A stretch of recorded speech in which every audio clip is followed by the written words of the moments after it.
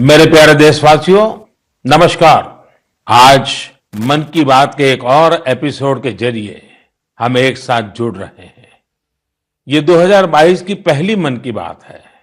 आज हम फिर ऐसी चर्चाओं को आगे बढ़ाएंगे जो हमारे देश और देशवासियों की सकारात्मक प्रेरणाओं और सामूहिक प्रयासों से जुड़ी होती है। आज हमारे पूज्य बापू महात्मा गांधी जी की पुण्यतिथि भी है। 30 जनवरी का ये दिन हमें बापू की शिक्षाओं की याद दिलाता है। अभी कुछ दिन पहले ही हमने गणतंत्र दिवस भी मनाया। दिल्ली में राजपथ पर हमने देश के शौर्य और सामर्थ्य की जो झांकी देखी, उसने सबको गर्व और उत्साह से भर दिया है। एक परिवर्तन जो आपने देखा होगा, अब गणतंत्र दिवस समारोह 23 जनवरी यानी नेताजी सुभाष चंद्र बोस की जन्म जयंती से शुरू होगा और 30 जनवरी तक यानी गांधी जी की पुण्यतिथि तक चलेगा। इंडिया गेट पर नेताजी की डिजिटल प्रतिमा भी स्थापित की गई है। इस बात का जिस प्रकार से देश ने स्वागत किया, देश के हर कोने से आनंद की जो लहर उठी, हर देशवासी ने जिस प्रकार की भावनाएं प्रकट की, उसे हम कभी भूल नहीं सकते हैं। साथियों, आजादी के अमृत महोत्सव में देश इन प्रयासों के जरिए अपने राष्ट्रीय प्रतीकों को पुनर्प्रतिष्ठित कर रहा है। हमने देखा कि इंडिया गेट के समीप अमर जवान ज्योति और पास में ही नेशनल वॉर मेमोरियल पर प्रज्वलित ज्योति को एक किया गया। इस भावुक अवसर पर कितने ही देशवासियों और शहीद परिवारों की आंखों में आंसू थे। नेशनल वॉर मेमोरियल में आजादी के बाद से शहीद हुए देश के सभी जाबाजों के नाम अंकित किए गए हैं। मुझे सेना के कुछ पूर्व जवानों ने पत्र लिखकर कहा है कि शहीदों की स्मृति के सामने प्रज्वलित हो रही अमर जवान ज्योति शहीदों की अमरता का प्रतीक है। सच में अमर जवान ज्योति की ही तरह हमारे शहीद, उनकी प्रेरणा और उनके योगदान भी अमर है। मैं आप सभी से कहूंगा, जब भी अवसर मिले नेशनल वॉर मेमोरियल जरूर जाएं। अपने परिवार और बच्चों को भी जरूर ले जाएं। यहां आपको एक अलग ऊर्जा और प्रेरणा का अनुभव होगा। साथियों, अमृत महोत्सव के इन आयोजनों के बीच देश में कई महत्वपूर्ण राष्ट्रीय पुरस्कार भी दिए गए हैं। एक है प्रधानमंत्री राष्ट्रीय बाल पुरस्कार। ये पुरस्कार उन बच्चों को मिले जिन्होंने छोटी सी उम्र में साहसिक और प्रेरणादायी काम किए हैं। हम सबको अपने घरों में इन बच्चों के बारे में जरूर बताना चाहिए। इनसे हमारे बच्चों को भी प्रेरणा मिलेगी और उनके भीतर देश का नाम रोशन करने का उत्साह जगेगा। देश में अभी पद्म सम्मान की भी घोषणा हुई है। पद्म पुरस्कार पाने वाले में कई ऐसे नाम भी हैं जिनके बारे में बहुत कम लोग जानते हैं। ये हमारे देश के अनसंग हीरोज हैं, जिन्होंने साधारण परिस्थितियों में असाधारण काम किए हैं। जैसे कि उत्तराखंड की बसंती देवी जी को पद्मश्री से सम्मानित किया गया है। बसंती देवी ने अपना पूरा जीवन संघर्षों के बीच जिया। कम उम्र में ही उनके पति का निधन हो गया था और वो एक आश्रम में रहने लगी। यहां रहकर उन्होंने नदी को बचाने के लिए संघर्ष किया और पर्यावरण के लिए असाधारण योगदान दिया। उन्होंने महिलाओं के सशक्तिकरण के लिए भी काफी काम किया है। इसी तरह मणिपुर की 77 साल की लोरेम्बम बिनो देवी दशकों से मणिपुर की लीबा टेक्सटाइल आर्ट का संरक्षण कर रही है। उन्हें भी पद्मश्री से सम्मानित किया गया है। मध्य प्रदेश के अर्जुन सिंह को बैगा आदिवासी नृत्य की कला को पहचान दिलाने के लिए पद्म सम्मान मिला है। पद्म सम्मान पाने वाले एक और व्यक्ति है श्रीमान अमाई महालिंगा नाइक। एक किसान है और कर्नाटका के रहने वाले हैं। इन्हें कुछ लोग टनल मैन भी कहते हैं। उन्होंने खेती में ऐसे ऐसे इनोवेशन किए हैं जिन्हें देखकर कोई भी हैरान रह जाए। इनके प्रयासों का बहुत बड़ा लाभ छोटे किसानों को हो रहा है। ऐसे और भी कई अनसंग हीरोज हैं जिन्हें देश ने उनके योगदान के लिए सम्मानित किया है। आप जरूर इनके बारे में जानने की कोशिश करिए। इनसे हमें जीवन में बहुत कुछ सीखने को मिलेगा। मेरे प्यारे देशवासियों, अमृत महोत्सव पर आप सब साथी मुझे ढेरों पत्र और मैसेज भेजते हैं, कई सुझाव भी देते हैं। इसी श्रृंखला में कुछ ऐसा हुआ है जो मेरे लिए अविस्मरणीय है। मुझे 1 करोड़ से ज्यादा बच्चों ने अपने मन की बात पोस्टकार्ड के जरिए लिखकर भेजी है। ये 1 करोड़ पोस्टकार्ड देश के अलग अलग हिस्सों से आए हैं, विदेश से भी आए हैं। समय निकालकर इनमें से काफी पोस्टकार्ड को मैंने पढ़ने का प्रयास किया है। इन पोस्टकार्ड्स में इस बात के दर्शन होते हैं कि देश के भविष्य के लिए हमारी नई पीढ़ी की सोच कितनी व्यापक और कितनी बड़ी है। मैंने मन की बात के श्रोताओं के लिए कुछ पोस्टकार्ड छांटे हैं जिन्हें मैं आपसे शेयर करना चाहता हूं। जैसे यह एक असम के गुवाहाटी से रिद्धिमा स्वर्गियारी का पोस्टकार्ड है। रिद्धिमा क्लास 7th की स्टूडेंट है और उन्होंने लिखा है कि वो आजादी के 100वें साल में एक ऐसा भारत देखना चाहती हैं जो दुनिया का सबसे स्वच्छ देश हो, आतंकवाद से पूरी तरह से मुक्त हो, 100% साक्षर देशों में शामिल हो, 0 एक्सीडेंट कंट्री हो और सस्टेनेबल तकनीक से फूड सिक्योरिटी में सक्षम हो। रिद्धिमा, हमारी बेटियां जो सोचती हैं, जो सपने देश के लिए देखती हैं, वो तो पूरे होते ही हैं जब सबके प्रयास जुड़ेंगे। आपकी युवा पीढ़ी इसे लक्ष्य बनाकर काम करेगी तो आप भारत को जैसा बनाना चाहती हैं वैसे जरूर होगा। एक पोस्टकार्ड मुझे उत्तर प्रदेश के प्रयागराज की नव्या वर्मा का भी मिला है। नव्या ने लिखा है कि उनका सपना 2047 में ऐसे भारत का है जहां सभी को सम्मानपूर्ण जीवन मिले, जहां किसान समृद्ध हो और भ्रष्टाचार न हो। नव्या, देश के लिए आपका सपना बहुत सराहनीय है। इस दिशा में देश तेजी से आगे भी बढ़ रहा है। आपने भ्रष्टाचार मुक्त भारत की बात की। भ्रष्टाचार तो दीमक की तरह देश को खोखला करता है। उससे मुक्ति के लिए 2047 का इंतजार क्यों? ये काम हम सभी देशवासियों को, आज की युवा पीढ़ी को मिलकर करना है, जल्द से जल्द करना है। और इसके लिए बहुत जरूरी है कि हम अपने कर्तव्यों को प्राथमिकता दें। जहां कर्तव्य निभाने का एहसास होता है, कर्तव्य सर्वोपरि होता है, वहां भ्रष्टाचार फटक भी नहीं सकता। साथियों, एक और पोस्टकार्ड मेरे सामने है चेन्नई से मोहम्मद इब्राहिम का। इब्राहिम 2047 में भारत को रक्षा के क्षेत्र में एक बड़ी ताकत के रूप में देखना चाहते हैं। वो चाहते हैं कि चंद्रमा पर भारत का अपना रिसर्च बेस हो और मंगल पर भारत मानव आबादी को बसाने का काम शुरू करे। साथ ही इब्राहिम पृथ्वी को भी प्रदूषण से मुक्त करने में भारत की बड़ी भूमिका देखते हैं। इब्राहिम, जिस देश के पास आप जैसे नौजवान हो, उसके लिए कुछ भी असंभव नहीं है। साथियों, मेरे सामने एक और पत्र है मध्य प्रदेश के रायसेन में सरस्वती विद्या मंदिर में क्लास 10 की छात्रा भावना का। सबसे पहले तो मैं भावना को कहूंगा कि आपने जिस तरह अपने पोस्टकार्ड को तिरंगे से सजाया है वो मुझे बहुत अच्छा लगा।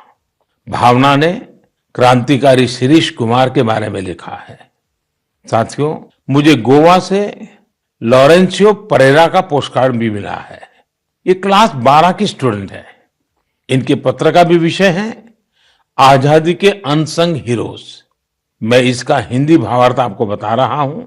इन्होंने लिखा है, भिकाजी कामा भारतीय स्वतंत्रता संग्राम में शामिल रही सबसे बहादुर महिलाओं में से एक थी। उन्होंने बेटियों को सशक्त करने के लिए देश विदेश में बहुत से अभियान चलाए, अनेक प्रदर्शनियां लगाई। निश्चित तौर पर भिकाजी कामा स्वाधीनता आंदोलन की सबसे जाबाज महिलाओं में से एक थी। 1907 में उन्होंने जर्मनी में तिरंगा फहराया था। इस तिरंगे को डिजाइन करने में जिस व्यक्ति ने उनका साथ दिया था वो थे श्री श्यामजी कृष्ण वर्मा। श्री श्यामजी कृष्ण वर्मा जी का निधन 1930 में जेनेवा में हुआ था। उनकी अंतिम इच्छा थी कि भारत की आजादी के बाद उनकी अस्थियां भारत लाई जाए। वैसे तो 1947 में आजादी के दूसरे ही दिन उनकी अस्थियां भारत वापस लानी चाहिए थी, लेकिन ये काम नहीं हुआ। शायद परमात्मा की इच्छा होगी ये काम मैं करूं, और इस काम का सौभाग्य भी मुझे ही मिला। जब मैं गुजरात का मुख्यमंत्री था तो वर्ष 2003 में उनकी अस्थियां भारत लाई गई थी। श्यामजी कृष्ण वर्मा जी की स्मृति में उनके जन्म स्थान कच्छ के मांडवी में एक स्मारक का निर्माण भी हुआ है। साथियों, भारत की आजादी के अमृत महोत्सव का उत्साह केवल हमारे देश में ही नहीं है। मुझे भारत के मित्र देश क्रोएशिया से भी 75 पोस्टकार्ड मिले हैं। क्रोएशिया के जाग्रेब में school of applied arts and design के स्टूडेंट्स, उन्होंने ये 75 कार्ड्स भारत के लोगों के लिए भेजे हैं और अमृत महोत्सव की बधाई दी है। मैं आप सभी देशवासियों की तरफ से क्रोएशिया और वहां के लोगों को धन्यवाद देता हूं। मेरे प्यारे देशवासियों, भारत शिक्षा और ज्ञान की तपोभूमि रहा है। हमने शिक्षा को किताबी ज्ञान तक ही सीमित नहीं रखा, बल्कि इसे जीवन के एक समग्र अनुभव के तौर पर देखा है। हमारे देश की महान विभूतियों का भी शिक्षा से गहरा नाता रहा है। पंडित मदन मोहन मालवीय जी ने जहां बनारस हिंदू विश्वविद्यालय की स्थापना की, वहीं महात्मा गांधी ने गुजरात विद्यापीठ के निर्माण में अहम भूमिका निभाई। गुजरात के आणंद में एक बहुत ही प्यारी जगह है वल्लभ विद्यानगर। सरदार पटेल के आग्रह पर उनके 2 सहयोगियों भाई काका और भीखा भाई ने वहां युवाओं के लिए शिक्षा केंद्रों की स्थापना की। इसी तरह पश्चिम बंगाल में गुरुदेव रविंद्रनाथ टैगोर ने शांति निकेतन की स्थापना की। महाराजा गायकवाड़ भी शिक्षा के प्रबल समर्थकों में से एक थे। उन्होंने कई शिक्षण संस्थानों का निर्माण करवाया और डॉक्टर अंबेडकर और श्री अरविंदो समेत अनेक विभूतियों को उच्च शिक्षा के लिए प्रेरित किया। ऐसे ही महानुभावों की सूची में एक नाम राजा महेंद्र प्रताप सिंह जी का भी है। राजा महेंद्र प्रताप सिंह जी ने एक टेक्निकल स्कूल की स्थापना के लिए अपना घर ही सौंप दिया था। उन्होंने अलीगढ़ और मथुरा में शिक्षा केंद्रों के निर्माण के लिए खूब आर्थिक मदद की।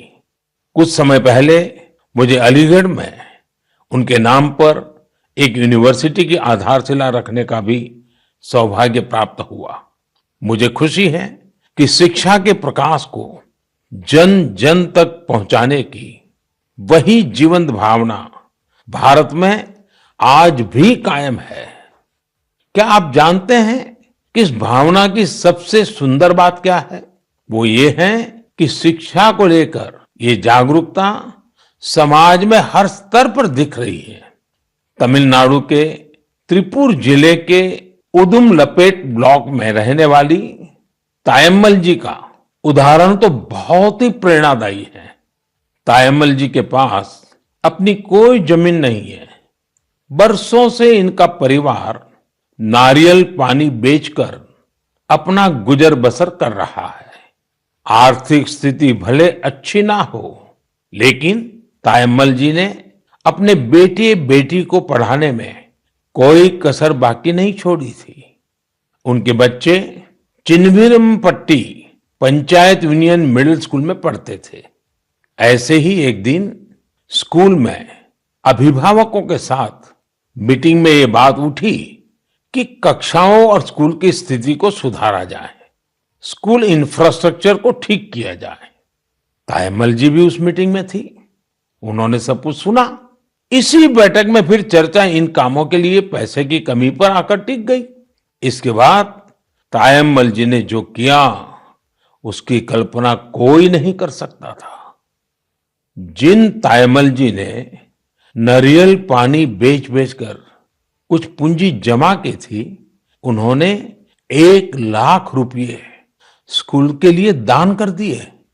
वाकई ऐसा करने के लिए बहुत बड़ा दिल चाहिए, सेवा भाव चाहिए। तायम्मल जी का कहना है, अभी जो स्कूल है उसमें 8वीं कक्षा तक की पढ़ाई होती है। अब जब स्कूल का इंफ्रास्ट्रक्चर सुधर जाएगा तो यहां हायर सेकेंडरी तक की पढ़ाई होने लगेगी। हमारे देश में शिक्षा को लेकर यह वही भावना है जिसकी मैं चर्चा कर रहा था। मुझे आईआईटी बीएचयू के एक एल्यूमिनस के इस तरह के दान के बारे में भी पता चला है। बीएचयू के पूर्व छात्र जय चौधरी जी ने आईआईटी बीएचयू फाउंडेशन को $1 मिलियन यानी करीब करीब 7.5 करोड़ रुपया डोनेट किए। साथियों, हमारे देश में अलग अलग क्षेत्रों से जुड़े बहुत सारे लोग हैं जो दूसरों की मदद कर समाज के प्रति अपनी जिम्मेदारी का निर्वाह कर रहे हैं। मुझे बेहद खुशी है कि इस तरह के प्रयास उच्च शिक्षा के क्षेत्र में, खासकर हमारी अलग अलग आईआईटीज में निरंतर देखने को मिल रहे हैं। केंद्रीय विश्वविद्यालयों में भी इस प्रकार के प्रेरक उदाहरणों की कमी नहीं है। इस तरह के प्रयासों को और बढ़ाने के लिए पिछले साल सितंबर से देश में विद्यांजलि अभियान की शुरुआत हुई है। इसका उद्देश्य अलग अलग संगठनों, सीएसआर और निजी क्षेत्र की भागीदारी से देश भर के स्कूलों में शिक्षा की गुणवत्ता में सुधार लाना है। विद्यांजलि सामुदायिक भागीदारी और ओनरशिप की भावना को आगे बढ़ा रही है। अपने स्कूल, कॉलेज से निरंतर जुड़े रहना, अपनी क्षमता के अनुसार कुछ न कुछ योगदान देना, यह एक ऐसी बात है जिसका संतोष और आनंद अनुभव लेकर ही पता चलता है। मेरे प्यारे देशवासियों, प्रकृति से प्रेम और हर जीव के लिए करुणा, ये हमारी संस्कृति भी है और सहज स्वभाव भी है। हमारे इन्हीं संस्कारों की झलक अभी हाल ही में तब दिखी जब मध्य प्रदेश के पेंच टाइगर रिजर्व में एक बाघिन ने दुनिया को अलविदा कर दिया। इस बाघिन को लोग कॉलर वाली बाघिन कहते थे। वन विभाग ने इसे T15 नाम दिया था। इस बाघिन की मृत्यु ने लोगों को इतना भावुक कर दिया जैसे उनका कोई अपना दुनिया छोड़ गया हो। लोगों ने बाकायदा उसका अंतिम संस्कार किया, उसे पूरे सम्मान और स्नेह के साथ विदाई दी। आपने भी ये तस्वीरें सोशल मीडिया में जरूर देखी होगी। पूरी दुनिया में प्रकृति और जीवों के लिए हम भारतीयों के इस प्यार की खूब सराहना हुई। कॉलर वाली बाघिन ने जीवन काल में 29 शावकों को जन्म दिया और 25 को पाल पोसकर बड़ा भी बनाया। हमने T15 के इस जीवन को भी सेलिब्रेट किया और जब उसने दुनिया छोड़ी तो उसे भावुक विदाई भी दी। यही तो भारत के लोगों की खूबी है। हम हर चेतन जीव से प्रेम का संबंध बना लेते हैं। ऐसा ही एक दृश्य हमें इस बार गणतंत्र दिवस की परेड में भी देखने को मिला। इस परेड में प्रेसिडेंट्स बॉडीगार्ड्स के चार्जर घोड़े विराट ने अपनी आखिरी परेड में हिस्सा लिया। घोड़ा विराट 2003 में राष्ट्रपति भवन आया था और हर बार गणतंत्र दिवस पर कमांडेंट चार्जर के तौर पर परेड को लीड करता था। जब किसी विदेशी राष्ट्राध्यक्ष का राष्ट्रपति भवन में स्वागत होता था, तब भी वो अपनी ये भूमिका निभाता था। इस वर्ष आर्मी डे पर घोड़े विराट को सेना प्रमुख द्वारा कॉज कमेंडेशन कार्ड भी दिया गया। विराट की विराट सेवाओं को देखते हुए उसकी सेवानिवृत्ति के बाद उतने ही भव्य तरीके से उसे विदाई दी गई। मेरे प्यारे देशवासियों, जब एकनिष्ठ प्रयास होता है, नेक नियत से काम होता है, तो उसके परिणाम भी मिलते हैं। इसका एक बेहतरीन उदाहरण सामने आया है असम से। असम का नाम लेते ही वहां के चाय बागान और बहुत सारे नेशनल पार्क का ख्याल आता है। साथ ही एक सींग वाले गैंडे यानी वन हॉर्न्ड राइनो की तस्वीर भी हमारे मन में उभरती है।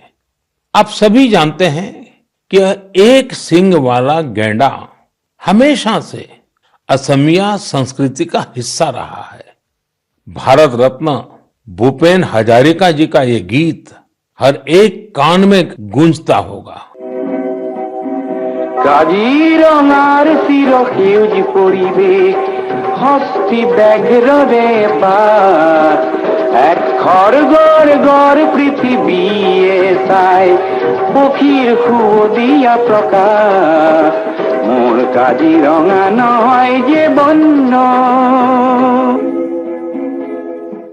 साथियों, इस गीत का जो अर्थ है वो बहुत सुसंगत है। इस गीत में कहा गया है, काजीरंगा का हरा भरा परिवेश, हाथी और बाघ का निवास, एक सींग वाले गैंडे को पृथ्वी देखे, पक्षियों का मधुर कलरव सुने। असम की विश्व प्रसिद्ध हथकरघा पर बुनी गई मूंगा और एरी की पोशाकों में भी गैंडों की आकृति दिखाई देती है। असम की संस्कृति में जिस गैंडे की इतनी बड़ी महिमा है, उसे भी संकटों का सामना करना पड़ता था। वर्ष 2013 में 37 और 2014 में 32 गैंडों को तस्करों ने मार डाला था। इस चुनौती से निपटने के लिए पिछले 7 वर्षों में असम सरकार के विशेष प्रयासों से गैंडों के शिकार के खिलाफ एक बहुत बड़ा अभियान चलाया गया। पिछले 22 सितंबर को वर्ल्ड राइनो डे के मौके पर तस्करों से जब्त किए गए 2400 से ज्यादा सींगों को जला दिया गया था। यह तस्करों के लिए एक सख्त संदेश था। ऐसे ही प्रयासों का नतीजा है कि अब असम में गैंडों के शिकार में लगातार कमी आ रही है। जहां 2013 में 37 गैंडे मारे गए थे, वहीं 2020 में 2 और 2021 में सिर्फ 1 गैंडे के शिकार का मामला सामने आया है। मैं गैंडों को बचाने के लिए असम के लोगों के संकल्प की सराहना करता हूं। साथियों, भारतीय संस्कृति के विविध रंगों और आध्यात्मिक शक्ति ने हमेशा से दुनिया भर के लोगों को अपनी ओर खींचा है। अगर मैं आपसे कहूं कि भारतीय संस्कृति अमेरिका, कनाडा, दुबई, सिंगापुर, पश्चिमी यूरोप और जापान में बहुत ही लोकप्रिय है, तो ये बात आपको बहुत सामान्य लगेगी, आपको कोई हैरानी नहीं होगी। लेकिन अगर ये कहूं कि भारतीय संस्कृति का लैटिन अमेरिका और साउथ अमेरिका में भी बड़ा आकर्षण है, तो आप एक बार जरूर सोच में पड़ जाएंगे। मैक्सिको में खादी को बढ़ावा देने की बात हो या फिर ब्राजील में भारतीय परंपराओं को लोकप्रिय बनाने का प्रयास, मन की बात में हम इन विषयों पर पहले चर्चा कर चुके हैं। आज मैं आपको अर्जेंटीना में फहरा रहे भारतीय संस्कृति के परचम के बारे में बताऊंगा। अर्जेंटीना में हमारी संस्कृति को बहुत पसंद किया जाता है। 2018 में मैंने अर्जेंटीना की अपनी यात्रा के दौरान योग के कार्यक्रम में योगा फॉर पीस में हिस्सा लिया था। यहाँ अर्जेंटीना में एक संस्था है, हस्तिनापुर फाउंडेशन। आपको सुनकर के आश्चर्य होता है ना, कहाँ अर्जेंटीना और वहां भी हस्तिनापुर फाउंडेशन। यह फाउंडेशन अर्जेंटीना में भारतीय वैदिक परंपराओं के प्रसार में जुटा है। इसकी स्थापना 40 साल पहले एक मैडम प्रोफेसर एडा एल्ब्रेट ने की थी। आज प्रोफेसर एडा एल्ब्रेट 90 वर्ष की होने जा रही है। भारत के साथ उनका जुड़ाव कैसे हुआ, ये भी बहुत दिलचस्प है। जब वो 18 साल की थी तब पहली बार भारतीय संस्कृति की शक्ति से उनका परिचय हुआ। उन्होंने भारत में काफी समय भी बिताया, भगवत गीता और उपनिषदों के बारे में गहराई से जाना। आज हस्तिनापुर फाउंडेशन के 40,000 से अधिक सदस्य हैं और अर्जेंटीना एवं अन्य लैटिन अमेरिकी देशों में इसकी करीब 30 शाखाएं हैं। हस्तिनापुर फाउंडेशन ने स्पेनिश भाषा में 100 से अधिक वैदिक और दार्शनिक ग्रंथ भी प्रकाशित किए हैं। इनका आश्रम भी बहुत मनमोहक है। आश्रम में 12 मंदिरों का निर्माण कराया गया है, जिनमें अनेक देवी देवताओं की मूर्तियां हैं। इन सब के केंद्र में एक ऐसा मंदिर भी है जो अद्वैतवादी ध्यान के लिए बनाया गया है। साथियों, ऐसे ही सैकड़ों उदाहरण यह बताते हैं हमारी संस्कृति हमारे लिए ही नहीं बल्कि पूरी दुनिया के लिए एक अनमोल धरोहर है।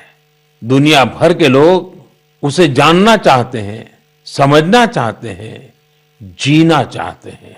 हमें भी पूरी जिम्मेदारी के साथ अपनी सांस्कृतिक विरासत को खुद अपने जीवन का हिस्सा बनाते हुए सब लोगों तक पहुंचाने का प्रयास करना चाहिए। मेरे प्यारे देशवासियों, मैं अब आपसे और खासकर अपने युवाओं से एक प्रश्न करना चाहता हूं। आप सोचिए, आप एक बार में कितने पुशअप कर सकते हैं? मैं जो आपको बताने वाला हूं वो निश्चित रूप से आपको आश्चर्य से भर देगा।